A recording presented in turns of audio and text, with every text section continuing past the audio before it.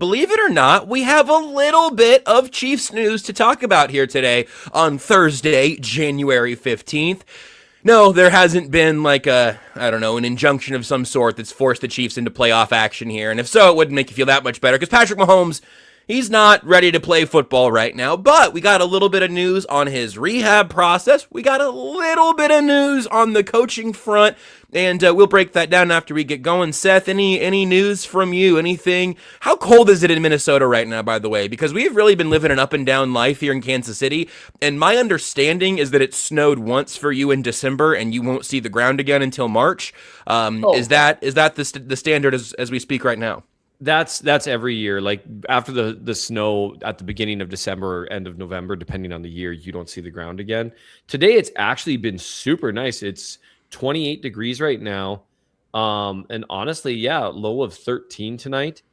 We're not, the lowest we're getting this next week is negative 15. So it's really not that bad. We already had our cold snap of negative 30.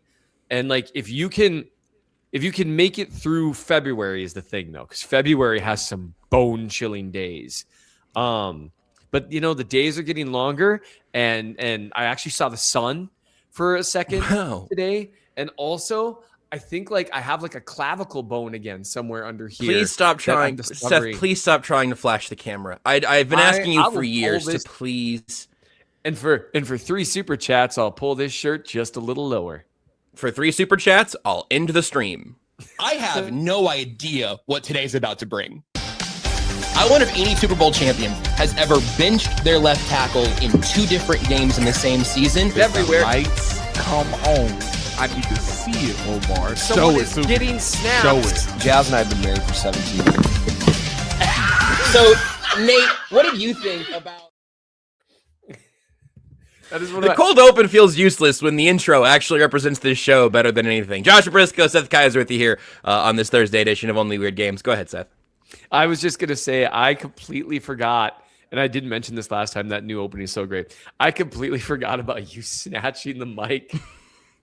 Was so funny because that was the day that there was a snowstorm that morning. It took me and my son Cole an hour and a half to drive. Oh, you're right. I forgot about that. And then by the time we got done recording, the snow was melting. Kansas City is crazy. That's it was so funny to me because again, here you don't. The snowstorms, the snow just stays. But we actually got above freezing last week. It's been a crazy winter so far. So life is good. I won't take my shirt off any more than I already have. I was thinking that it was cold enough up there that you would try to avoid that. But, we'll see if we'll see what happens around draft season. We'll see if we can get some springtime extra features for everybody here on the on KCSN YouTube channel. If we were doing this show in person every week, I would constantly look like Wolverine with all 3 mics between my fingers. I would just have Wolverine claws with all 3 microphones because as the show goes on, I would just have no choice but to keep snatching them from you 2 absolute podcast savants. I don't know. All of them. That's not the word I was thinking. It's not. You're right. Hey, Seth, you're right that I decided to pull up on the word I was thinking about, but I was not thinking savant. I was thinking more of an agent of chaos, but I don't know. That's among many things. That's not important. Thank goodness. Isn't it nice to know that getting words right on a podcast in the grand scheme of things isn't that important? As I teased earlier, we actually heard from Patrick Mahomes today for the first time since his season-ending ACL and LCL injuries, and we're going to talk a little bit about something Seth has written recently over in the Chief of the North newsletter, plus a couple remaining loose ends from Tuesday's show. But first, I'll start with the news of the day. We've had a little bit of a peek into some of these moves, but Sam McDowell of the Kansas City Star ended up reporting it this way. I'm going to just quote his tweet directly. McDowell says there are 4 changes to the Chiefs coaching staff so far, per sources. They fired running backs coach Todd Pinkston and wide receivers coach Connor Embry. Louis Adazio chose to move on for the OL job at UNLV. Alex Whittingham has joined the Michigan staff. Could be more after the carousel settles, but that's where it stands for now.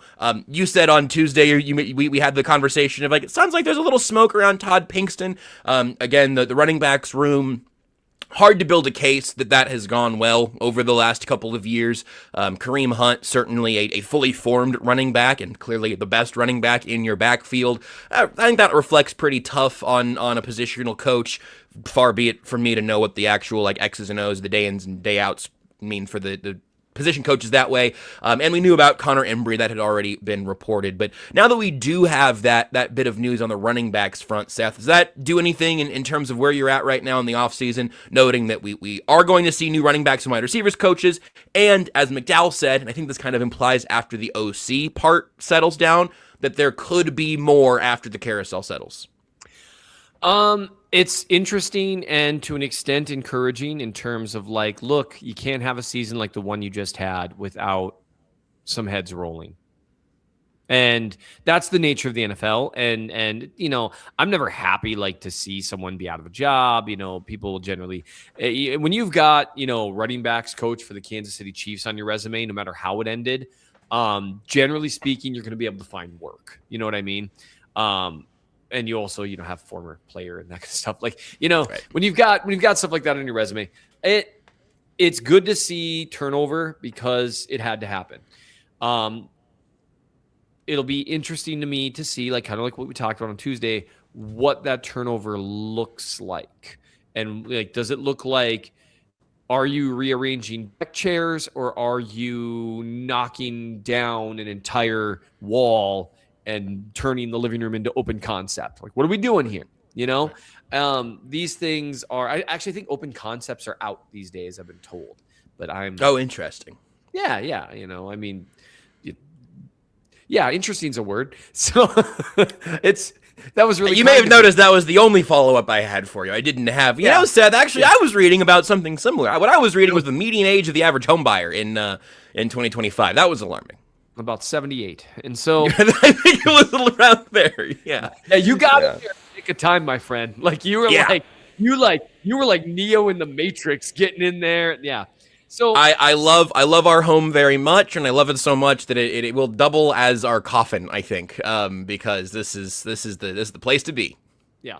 So I it's good to see in terms of the Chiefs do need new voices. The thing is, what are those new voices? Where are they coming from? Are they voices that bring in new schematic stuff? Or are they voices that bring in a willingness to challenge and push back? Both of those things have value. And that's where, like, you know, I just saw someone, you know, new blood, Doug Peterson. I will say this, Doug Peterson has enough juice as a multi-time head coach and a Super Bowl winner to where he can look Andy and say, that's bull, we shouldn't do that. Like, he can do that. It's not the route I would go, but that's where just you've got to start figuring out where you're going to get some new voices that can genuinely ask, what was the problem? What was the problem? Why? And that's, you know, kind of where I went with this last article. I know we'll talk about eventually, but like figuring out what's the problem. And you can only do that with honest new voices in the room, because sometimes you need an outside perspective. I don't need me to tell me what things I need to work on. Men, husbands, you don't need you know what? We don't even need to do that. Just know that applies to you too. You wouldn't know if we need to do that, Seth. You're an unreliable narrator. You're you. I am me. I believe that we don't need to do that. So there's two votes. Yeah. So and I'm going to go ahead and say, I'm going to speak for Tucker. They were 3 for 3. 100%. Love it. Got a thumbs up from Tucker. Unanimous. You need someone with an outside perspective to really tell you, just give you, honestly, at least give you something to think about. So that's, I'm waiting for step until we know who the OC is and who the new coaching staff is. And I see a couple like has never coached under Andy Reid before, came out of the Sean McVay tree, came out of the Kyle Shanahan tree. Until I get that, I'm going to be like, I'm so nervous. Like, I'm so nervous, dude. Did you see Tucker cut a couple clips for us from Mahomes that I want to play here in a minute. I didn't remember this clip existed until this second. But did you see Alex Smith on with Kay Adams? I did. I only saw snippets, and I just saw that he thought that they'd probably bring in a familiar voice. Yes, and I thought it was interesting to hear from literally Alex Smith, like the quarterback who came in and like set the floor is almost like it sounds like a negative, came in with Andy Reid and let's just say reset the path of the organization, right? Like Alex Smith has as much reason to love Andy Reid as Tammy Reid. Alex Smith's legacy changed with Andy Reid here in Kansas City, and the direction of the organization changed with those two guys. And first of all, Alex Smith, not interested in being your or anyone else's offensive coordinator. He wants to spend some time with his kids, and for a man who's made a metric bleep ton of money and had a near-death experience, I don't blame him for that. But I thought it was very interesting just where he wasn't revealing any state secrets. He was still just being Alex Smith, who remains a level-headed, like, just seems like his head's on straight, and he wasn't trying to make any headlines or anything. You just hearing him talk about Andy Reid and talk about the offense, it's just a worthwhile exercise. It is a voice where he is not still in the room, but like as much as we love hearing from like Mitchell Schwartz, who I think is, especially because he's been so outspoken and he's gone into some of the details, I think that's really interesting. Alex Smith, being able to hear it from the only other quarterback who could speak on Andy Reid in Kansas City other than Patrick Mahomes, who is still the quarterback of that man on the team right now, I did think it was interesting just to kind of, none of it was positive or negative. It was just kind of matter of fact, Alex Smith talking about Andy Reid and the familiar voices and how that kind of works. Anyway, we don't have the clip, and I don't know that it's going to change anybody's life or whatever, but I just thought it was an interesting little tidbit in this larger conversation that frankly it feels like we've been having now for like 15 podcasts because we've kind of known how things have been evolving a little bit. But yeah, I thought that was interesting.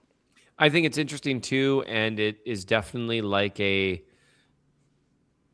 it's not signal, because it's not like he's saying what they're going to do. He's just talking about it. Right. But it is demonstrative of a certain mindset, and that I think one can argue, if you choose to read into it a certain way, that Alex does understand that Andy is kind of a creature of habit. And that's where, the thing that we've talked about so much is consistency is part of what's led to Andy Reid having so much success. Don't get too high or too low.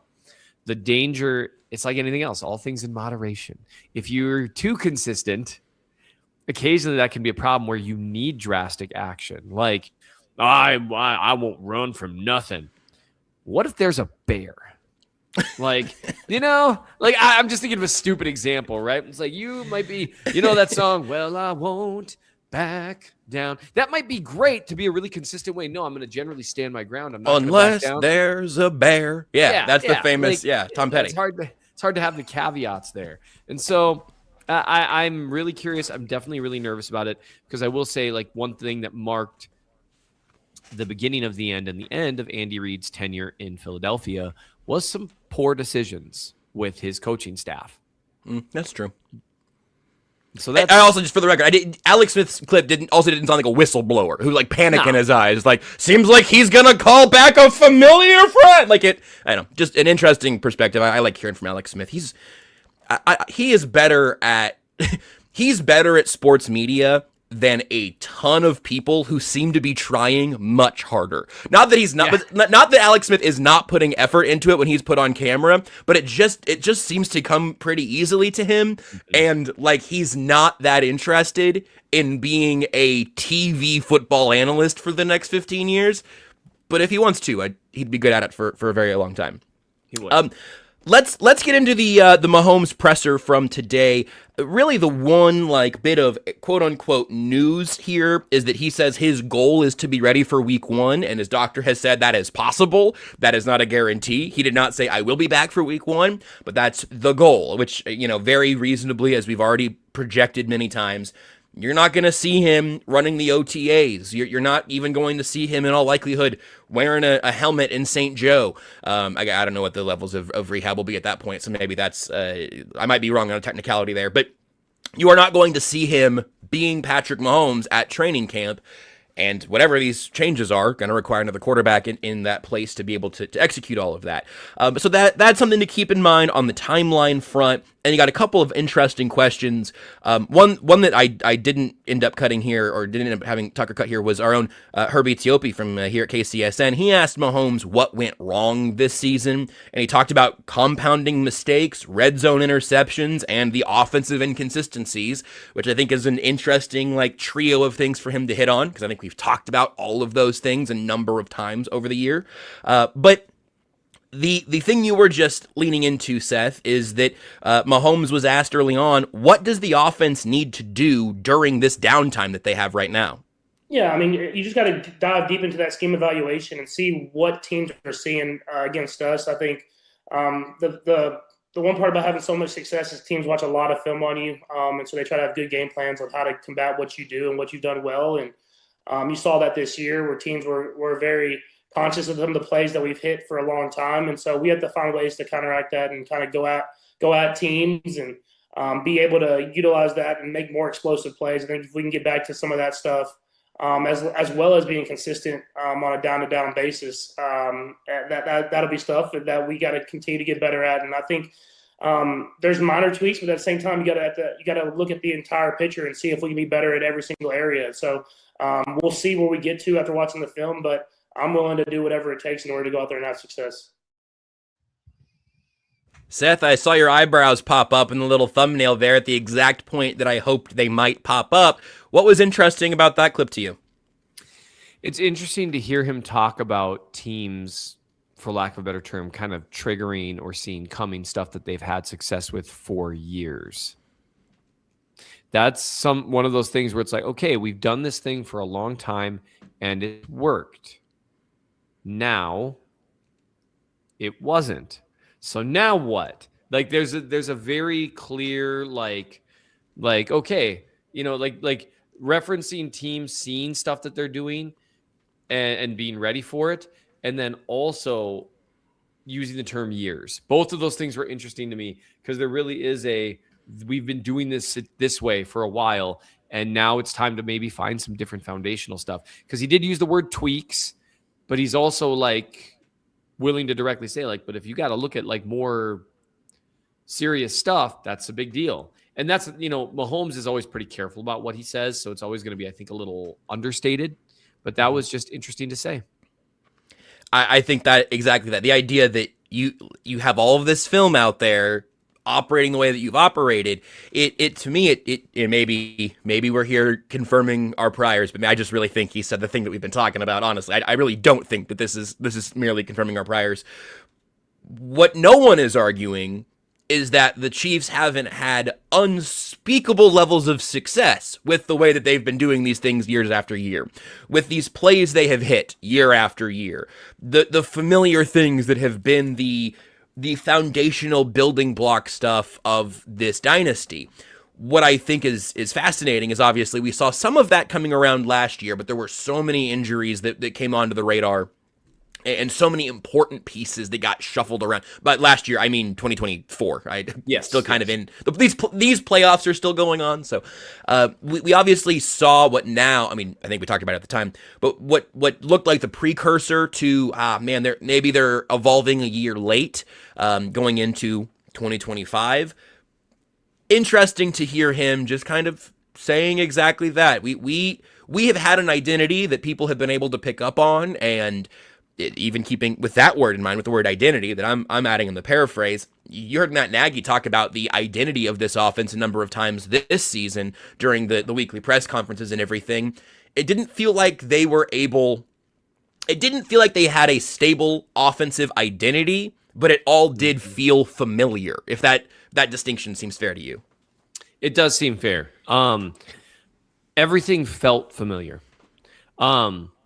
It was an interesting thing. I was doing an interview with Soren, and he was talking about how much I felt like the wide receiver injuries and lack of availability, because Rice wasn't injured. He was at the end of the year, but you know what I mean? Right. He just wasn't available, and then Worthy getting injured, how much that kept them from doing what they wanted to do. And something that occurred to me that hadn't occurred to me for some reason was that when Rice and Worthy came back and they finally had the trio that they've wanted, what they wanted to do looked so much like what they'd done the previous years. Like that's when the offense looked its most familiar was in week 1 after Worthy got hurt because I think that's where, okay, we had this game plan. Oh, crud. He got hurt. We got to scrap things, whatever. Then things looked less familiar as they were like, how do we keep this afloat without our 2 best receivers?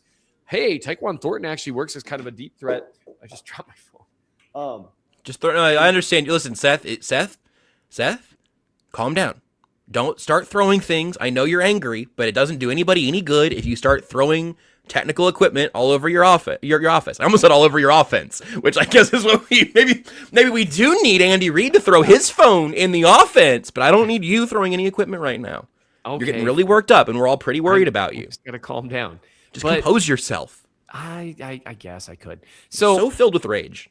The interesting thing to me was they started to look a little bit different. Like throwing the ball down the field more was an obvious thing with Thornton. And then they moved away from that and they kind of got back to what they wanted to do. And they did have at least a 3-game stretch in which they were quite healthy. And I know we're going to talk about that, but like the offense didn't look different there. And these were like must-win games. These were like whatever. And that's where I think the biggest thing is the understanding that whatever they were trying to do, it didn't work. And that's where like you have to, okay, what is it foundational? Is it tweaks? Is it talent? Is it injuries? Is it whatever? Why wasn't it working? And to hear Mahomes basically say flat out, teams kind of saw some stuff we wanted to do coming. We're able to stop things that have worked for us for years. That's a big deal. And that to me is a sign of we've got to start shifting some of our core stuff. On that note, let's hear the other clip that I thought was really interesting from Mahomes today. Matt Derrick asked him if, Matt Nagy, not under contract going into next year. He's taking all these interviews right now. Of course, at this exact moment, he's on the staff and we're all dancing around the specifics, but it certainly sounds like Matt Nagy won't be back next year. And Matt Derrick asked him, what would he want in a new offensive coordinator? I mean, obviously there's names out there, but I think with especially how many vacancies there is at the head coaching job, you kind of have to let that all play out to see how you kind of build the staff. But I don't know, Coach Reid, if Coach Nagy is able to get another job, a head coaching job, that he'll have a good plan of who he wants to bring in. But for me, I just want someone that loves football, that cares about football, that wants to give everything they can to win, to hold people accountable, and then to bring new ideas every single day. I think that's something that we have to continue to do if you want to continue to be great in this league. Is you have to continue to evolve and get better and better, and that's something that we will try to do here. And I want to get back to that winning culture of being accountable to each other and going out there and playing great football every single day, practice or game. Two things kind of stood out to me from that. One is that accountability has become kind of an Eric Bieniemy buzzword, although I don't even know that that's necessarily an accurate line to connect. But when you talk about accountability in the offense, Bieniemy was kind of the face for that in a lot of ways. Right. The other thing, though, is that the one bit of like occasional vague pushback I've seen on a lot of the off-season and even late-season conversation about the Chiefs' offense is, where's this idea that the Chiefs are out of ideas? Who says the Chiefs need new, fresh offensive ideas and those can't all just spring from the infinite well that is Andy Reid? Well, Patrick Mahomes said it right there, that there is a need for new ideas every day in this offense. And of course he's right. You need new ideas every day in the modern NFL. Things move too quickly. Those were, I think, the two things that kind of surfaced to me there. What stood out to you? That definitely stood out to me. And then the term back to a culture of accountability.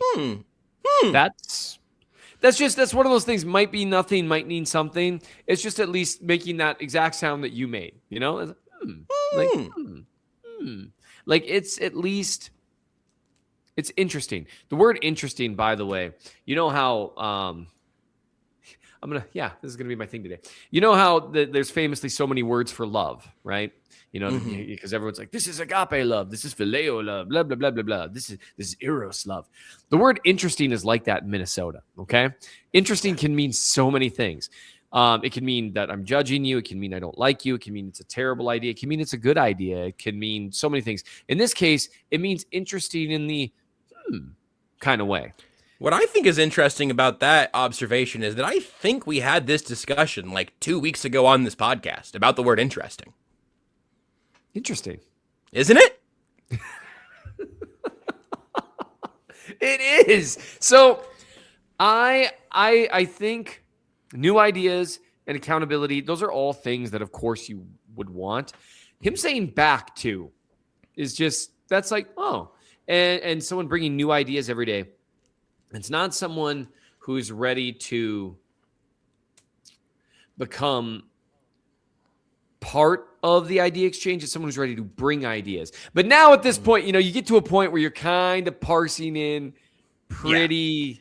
He still answered these questions off the top of his head over a Zoom or whatever, right? So this wasn't exactly a cryptic tweet or whatever, but it is interesting. We're not engaging in hermeneutics here, or hermeneutics if you want to pronounce words correctly. Or hermetics, which is what we did after Herm Edwards' time in Kansas City. Had to really figure out what went wrong there. They were probably just the last thing from those clips that I'm just sort of genuinely curious about. I guess I don't know if I know what your answer is going to be. Oftentimes I feel like I do. In this case, does any of that just I don't know. I'm going to ask you some questions about the injuries and the blame game later, and I know what your answers are going to be there because I read the story. But do those clips? Go ahead. Would it be a funny bit if sometime I wrote an article just to strongly disagree with it? If I intentionally wrote an article that I just didn't believe at all, and then when we got on Only Weird Games, you were like, "Oh, so you think this?" And I was like, "No, I don't." Would that be a funny bit? I'll tell you, it may or may not be funny, but it would be extraordinarily Seth Keysor.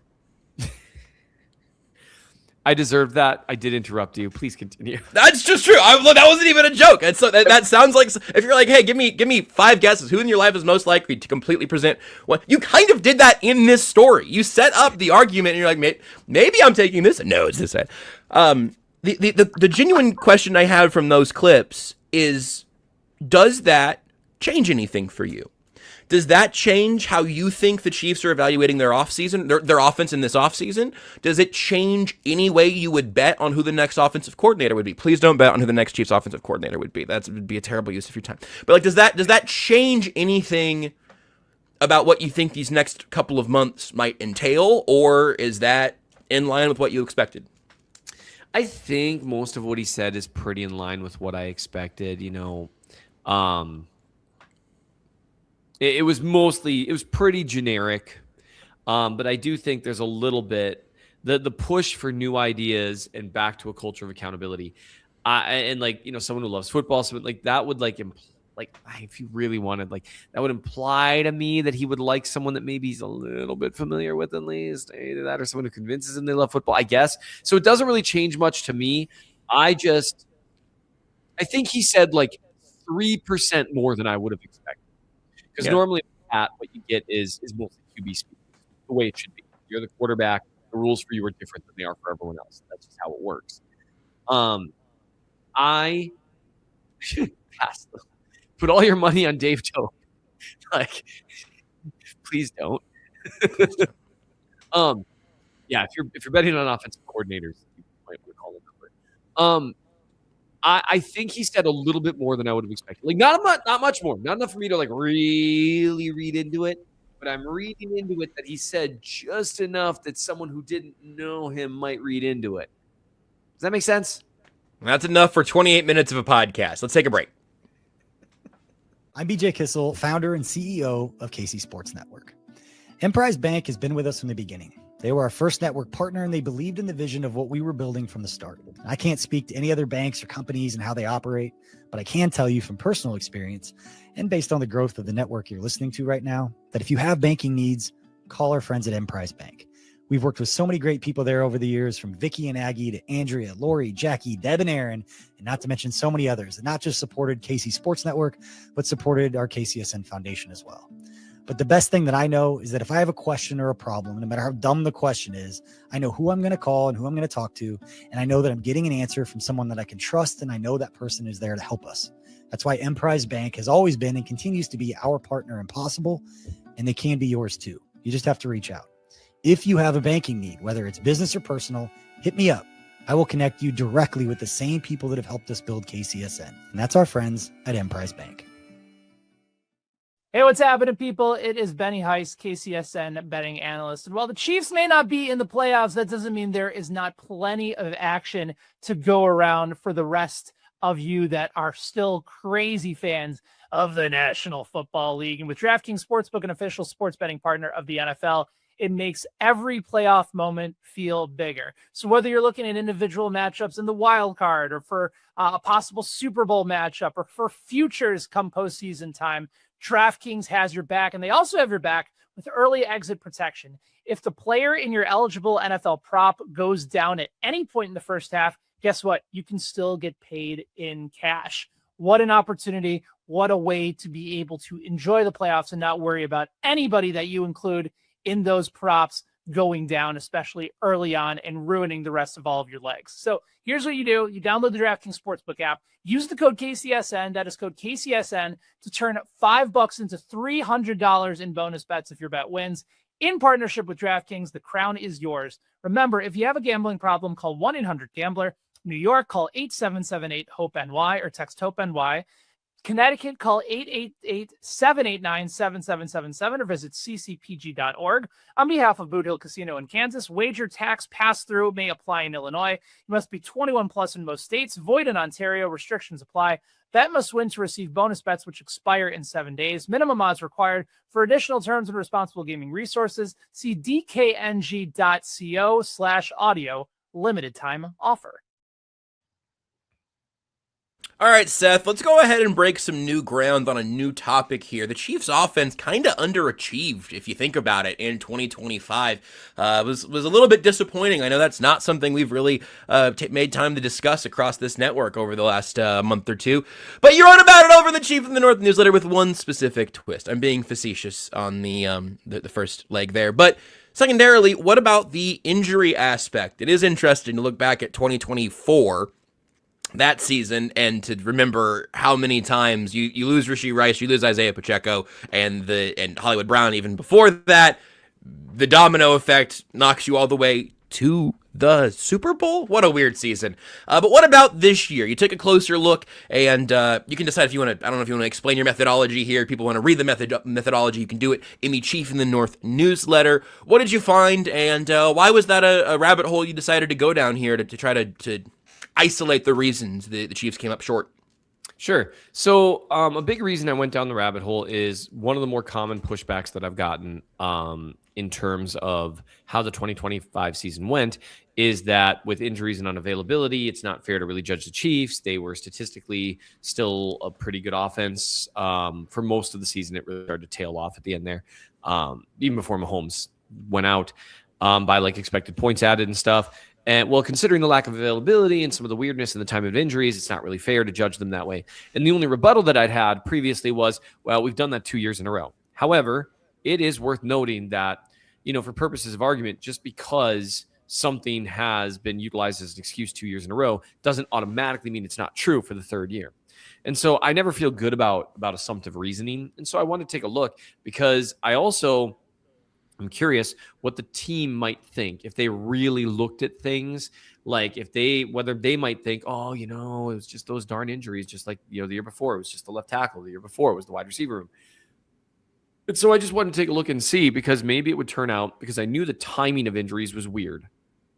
And I thought, well, maybe it'll show that really when the offense was healthy, by and large, it was a genuinely, legitimately very good offense, which is what it should be. When you have Patrick Mahomes as your quarterback, if everyone's doing their job and you've surrounded him with what he should be surrounded with, you should have a very good offense. That's your floor. That should be, if everything's going the way it ought to, barring injuries. If you've got a decent scheme on that. Ceiling is the best offense in the league. I would say, let's call floor good. Okay? Good and consistent. Consistent is part of good. Good sometimes is not necessarily good. So I just wanted to go back and look, like, who was hurt when? And because the timing of injuries and guys being unavailable was so weird, it's easy. It felt like they spent the whole season with various guys not available. So I just went through each of the games before Mahomes got injured and looked at who was out and then looked at who was available. Because it's one thing, I think it's really easy to say, oh, well, Rashee Rice wasn't playing. But I think when you say, like, well, your receiver group, if you include Travis Kelce was Kelce, Worthy, Brown, Thornton, and Juju, and your entire offensive line is healthy, like that's not something that should derail a good offense. Like Right. that's like, and that's the other side of it is it so, because the argument would be, well, the injuries were so devastating they couldn't possibly have had a legitimately good offense. Maybe losing one receiver should not do that to you, especially again. You mentioned this. You bring this up in the story also, but I talked about it on Monday with Tucker, or actually it was with Nick, and everything else. And I'm like I am prepared to start saying some irresponsibly strong things about Kyle Shanahan in a complimentary sense, because I've actually, no one has asked me about this. I've actually played a few games for the Niners this year, and they are still rolling. Yeah, and that's the thing. If you're providing a legitimate schematic advantage, like that should show up just as much with an injury as it would when you're fully healthy, right? Like in theory, if your scheme's providing you an advantage, then the player shouldn't matter quite as much. That otherwise, what are you doing? If you're, and I've said this before, if you need Travis Kelce to be a top 5 receiving tight end, and you need a legitimate wide receiver 1 and a legitimate wide receiver 2 and a legitimate wide receiver 3, I mean like a good guy at all 3 of those levels, and you need a really good deep threat, and you need a really good offensive line, and you need really good running backs, what are you doing? Like, there are hundreds and hundreds of offensive coordinators that could coordinate a good offense around that, with Patrick Mahomes as their quarterback. So what? And hundreds might be underselling it. So I just wanted to check, like, to see really what it looked like. And here's the way that I wanted to look at it. Looking at who was available and who was not with each game. Then I went back and looked at, on the offensive side of the ball, what were their best games by EPA, expected points added, and scoring, and what were their worst. And since we were dealing with about like 14 games, I was like, what are their best 4 and what are their worst 4? Because, and you're dealing with small sample size, so it's weird, but if injuries are the primary culprit, then you should see some correlation there. The best games should generally come when they're at their healthiest. Their worst games should come when they're at their least healthy. It just stands to reason. And that's kind of what I was looking for as I went through this. And again, it was just mostly to really get an idea as to what is there any sign that the Chiefs offense, when they were healthy, was a legitimately really high level offense? Because that would be the other thing. Like, okay, when you're at your healthiest, you should be high level. What does high level mean? It means having good performances even against good defenses, regardless of the opponent. And so to me, it was just the best way. It's not like, I don't think it would pass muster in like a scientific, whatever, double blind study type thing, but it's the best evidence we have is what happened. And what you end up finding is there's basically 5 of their best offensive performances, because you have 3 that show up with EPA and with scoring, and then you've got 1 that shows up with EPA and 1 that shows up with scoring. So that really helps you, like, oh, okay, so there's 5 total that are their best offensive performances. Those were not the games they were at their most healthy. None of them were. Their healthiest games of the year. Well, and so we'll circle back to that. Those are their best games of the year. Were Vegas, Detroit, Jacksonville, Washington. Their worst games on offense of the year, the 5 that they had there, were Houston, the second Chargers game, Philly, Denver, and Buffalo. Now, Houston in the second Chargers game makes sense, right? The offensive line had started to become kind of a travesty. Guys were getting hurt all over the place. Really good defenses. Okay, well, maybe now we're seeing some signal here. Their 2 other worst games, one was against Philly. Oh, okay, well, hey, that's another sign, right? I mean, Worthy and Rice were out. You had the entire offensive line healthy. So that's a little something, but it's at least worth considering. The other thing to think about, Houston and LA, all your receivers were healthy. That's just at least worth thinking about. That wasn't the most injured they were throughout the year. Against Detroit, they had Rice and Simmons out. Like that's right. worth thinking about. And some of the games where they were missing, Simmons, and so it's like, oh, you're out a starting offensive lineman. Well, you have one of the best backup left tackles in the league. The guy who's penciled into your starting left tackle spot in March or whatever they signed that deal. More would start on a handful of teams. That's a really good backup. And so the other thing is the two other worst games of the season were Denver and Buffalo. And those are two of the three healthiest games they had. That and Indianapolis. Okay? So here's the deal. If the healthiest 3-game stretch you've got is that 3-game stretch against Indianapolis, and not in this order, obviously, but Denver, Indianapolis, and Buffalo, if that's the healthiest you were, and the problem was the injuries, then you should have a high-level performance in one of those games at least. Really, like 2 and maybe 3, because the NFL is a game of inches, etc. You didn't have one of their top performances in any of those games, and in fact, Buffalo and Denver were 2 of their worst, and Indianapolis was like it wasn't in the top half. And also, and people forget this, against Indianapolis, if it weren't for the defense performing miracles in the fourth quarter, that offensive performance would have looked so much worse because the defense gave them drive after drive after drive. And so that's where, to me, the big light kind of comes on. The healthiest 3-game stretch was against 1 good defense, 1 excellent defense, and 1 pretty meh defense, and you didn't have a good performance against one of them. That should be the strongest indicator. If injuries were the problem, you would see a stronger sign than, they had a couple good games again when they had some injuries. They had a couple good games when they were mostly healthy. They had a couple bad games with the same.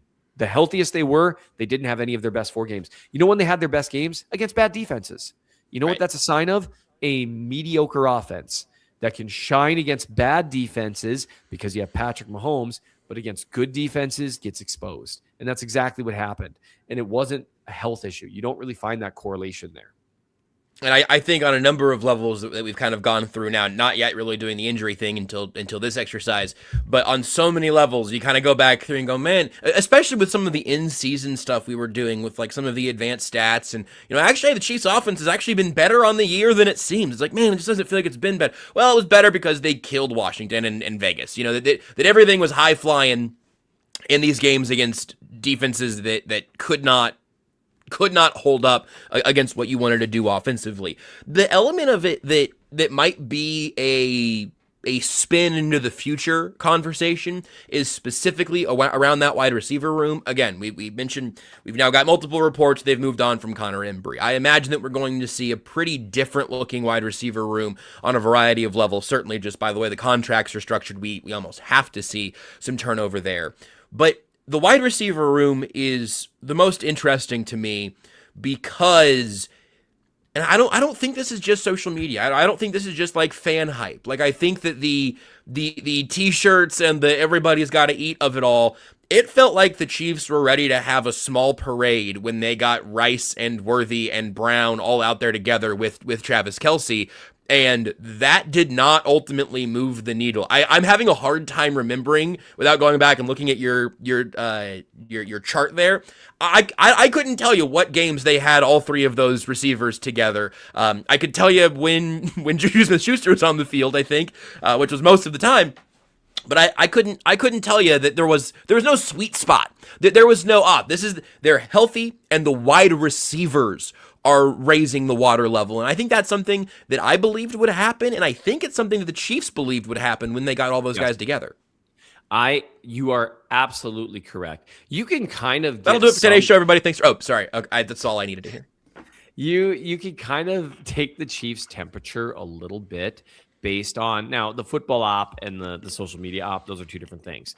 However, if you think they literally never ever talk, well, that's not true. There is they push certain guys from at times.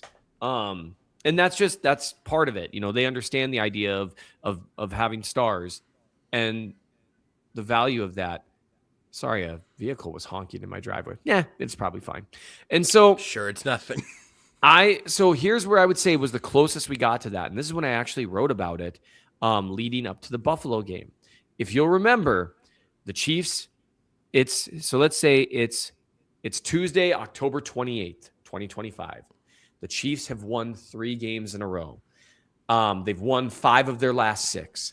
They kind of beat New York in an ugly game. Then the offense looked terrific against Baltimore. The offense looked terrific against Jacksonville, and a bunch of weird stuff happened, and they lost. They pummeled the Lions, who everyone still thought were Super Bowl contenders at the time. Then they just dismantled the Raiders and dismantled the Commanders, right? They had blown teams out of the water. The offense was looking good. That was Rashee Rice returned, he played about half the snaps against the Raiders.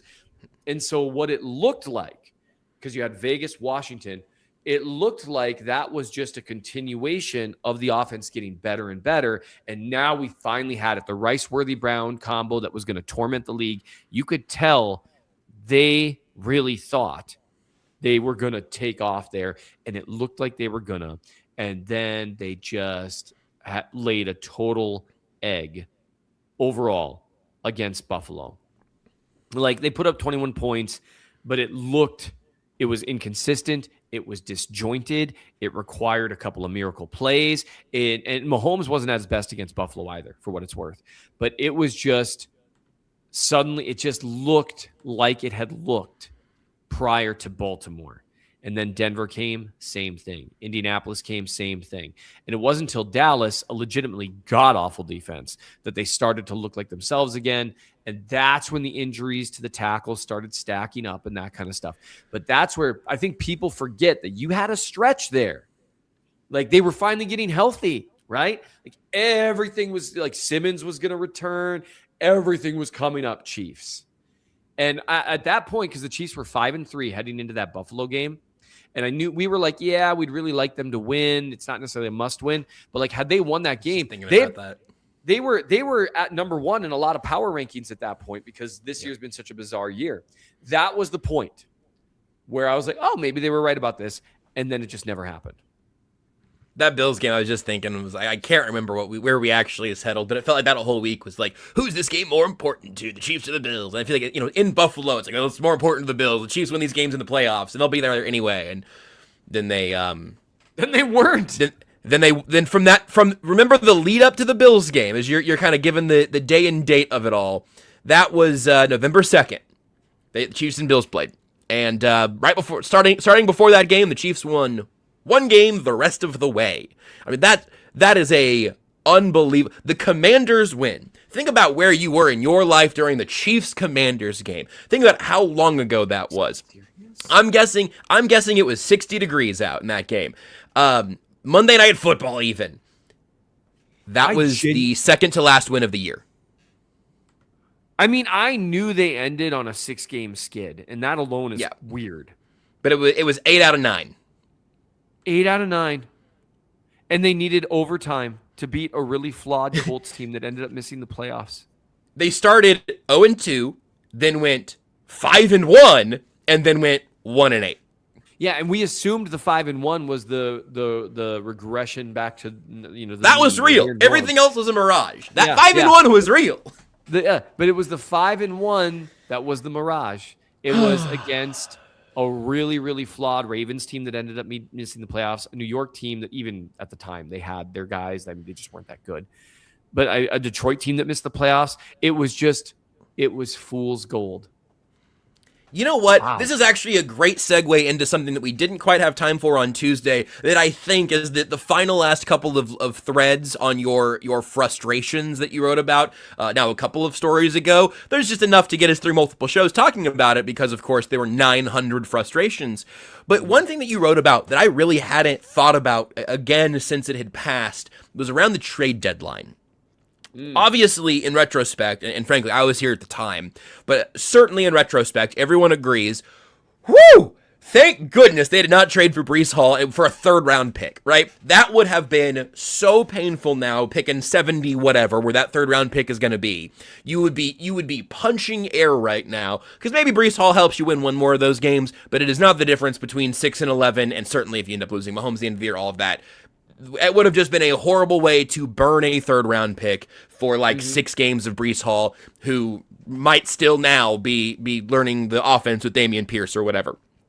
But we've all agreed, good that they didn't make that move.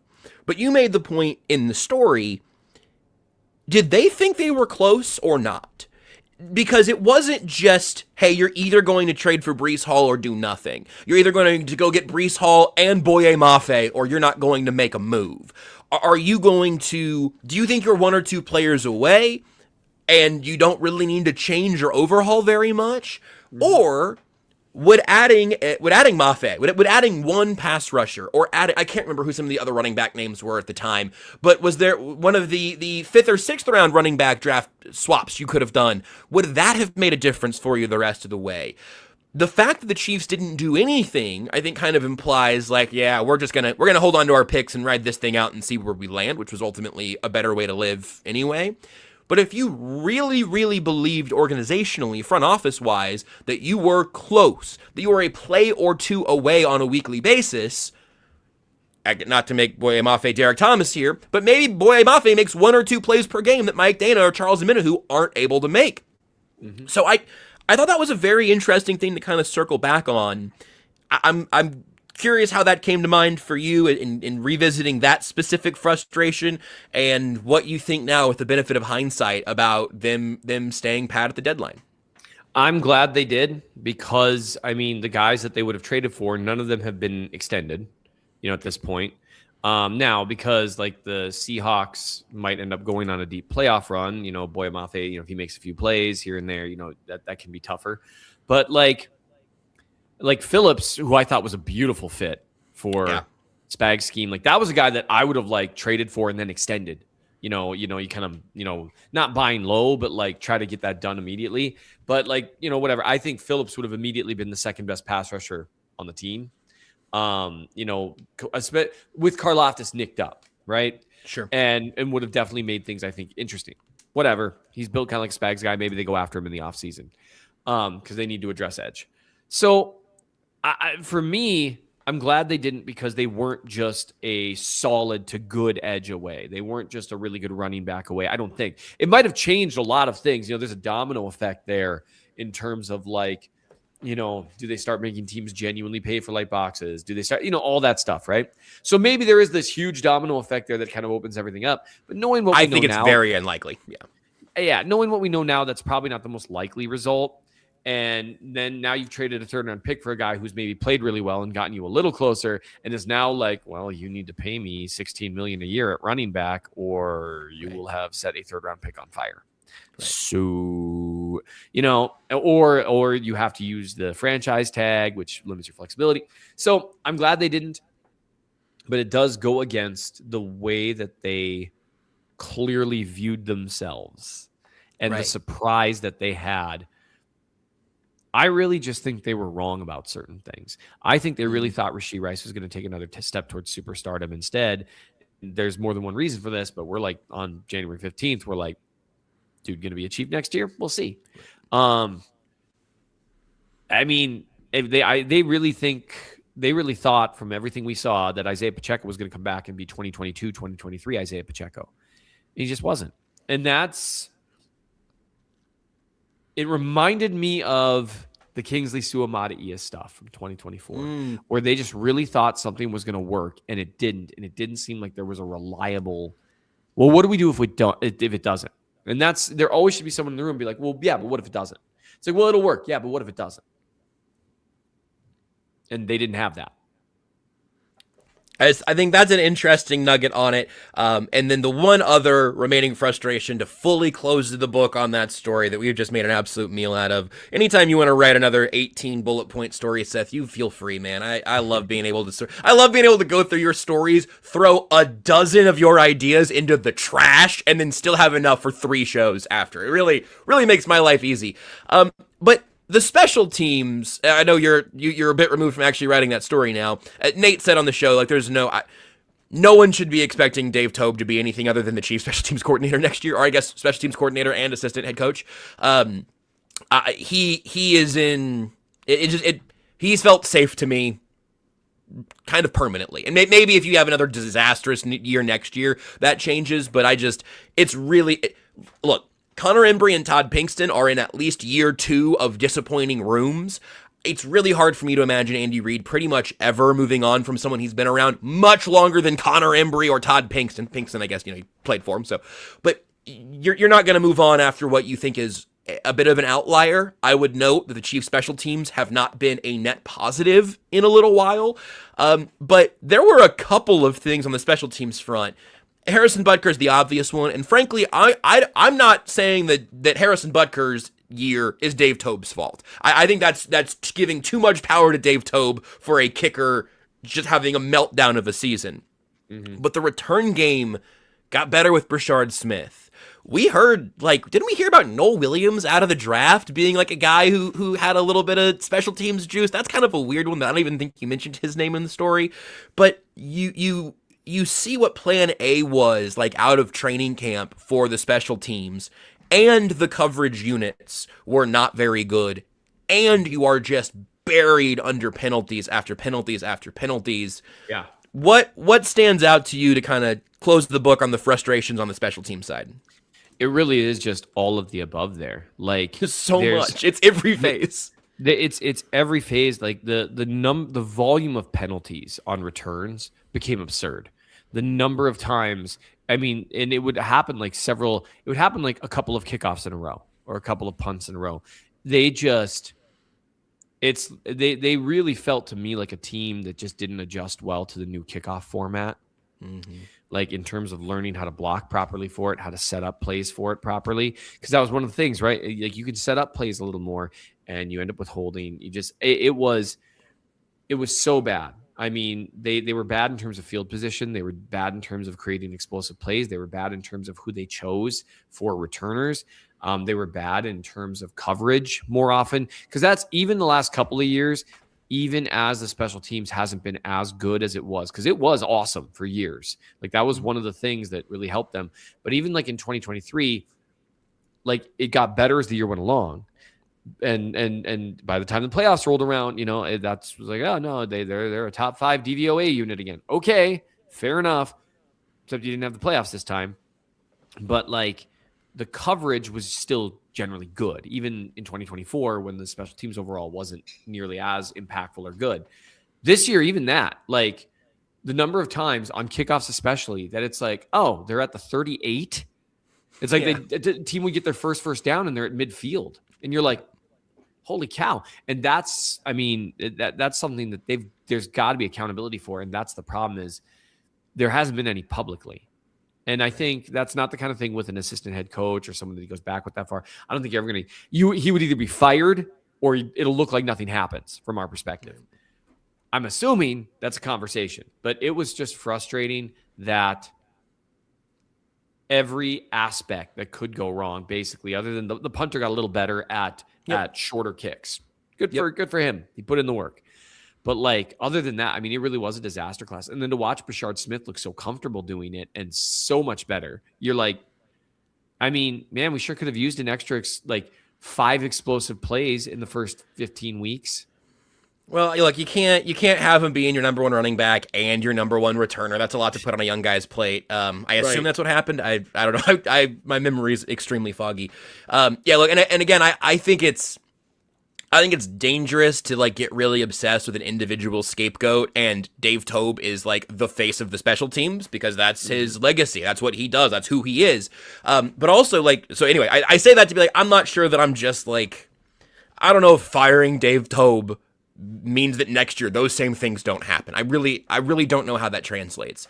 But it's also not like Dave Tobe is working with nothing but table scraps in terms of personnel. We talk a lot about how he does get real influence on the bottom of the roster, and I think that makes sense. I think if you have the ability for the last 4 or 5 guys on your roster to be your best special teamers because they're probably not being forced into action on offense or defense, that's where you get Kevin Knowles, who ends up being a really good special teamer and a guy who gets a little bit of a look on defense, and you can kind of see it coming together. So it's not like they didn't keep Jack Cochran around for a good chunk of change to try to anchor that defense or anchor that special teams. It's disappointing for those resources to be there and for it to be just so obviously bad, such an obvious step back as it was. That's an hour or just under. I'm sure by the time you give us, Seth, the morning, you got to get us out of here today. I'm not going to bail you out this time. Anything else, either from any of these topics here today, or as we go into the divisional round, that's just really on your heart? And if not, you can wrap us up, however you want to do it from here. I will just wrap us up. And, I don't want us to become a no fun podcast, over the course of the offseason. I think we're going to have a lot of fun. That's a huge danger for this show, too. We get accused of that all the time. We don't have enough fun. We're too serious, what the chat says. Well, because it's tough, because we're just going to be talking about a lot of negative stuff. That's true. Talking about why injuries aren't to blame, and talking about the remaining talking about a 6-11 football team. Yeah, you're talking about a bad football team in 2025. It was a subpar football team at best. Now, it is kind of funny that they were actually probably quite a bit better than their record. Just like in 2024, They were probably quite a bit worse than their record. That's just really funny. You combine the two, they were probably an 11-16 both years. And that's just how the football bounces. I just want to remind people that when we're talking about this stuff, it's in part because, these are important conversations to have to really genuinely analyze the team. And what we do isn't going to really change anything at all. However, having conversations is a good thing in terms of really trying to anticipate what would help fix things. And then we can kind of track along to see whether what the team thinks tracks with how we're viewing it, and whether we were right at the end. And you won't know until, December of next year, right? But it's a good way. Man, I'm going to be just talking about this all offseason. You can't just address fruit. You have to address the root. There has to be, if there's a problem, plucking the apples off the apple tree and taping or stapling oranges to it is a temporary measure. Until you address the root of an issue, you're just going to keep growing those dang apples. So hopefully we have some fun with it. But the goal for the Chiefs needs to be, what was at the root? Not how did something happen to us? How is what we did wrong, and how do we prevent it from happening again? And obviously the answer is, whatever I think went wrong. So, I mean, there is clearly a temptation, to just judge it by the fruit, which reminds me of a story about fruit growing on a tree and temptation. Tucker, wait a second. Did we just switch? Did we just? What happened? Freaky Friday? Josh always proselytizing, honestly.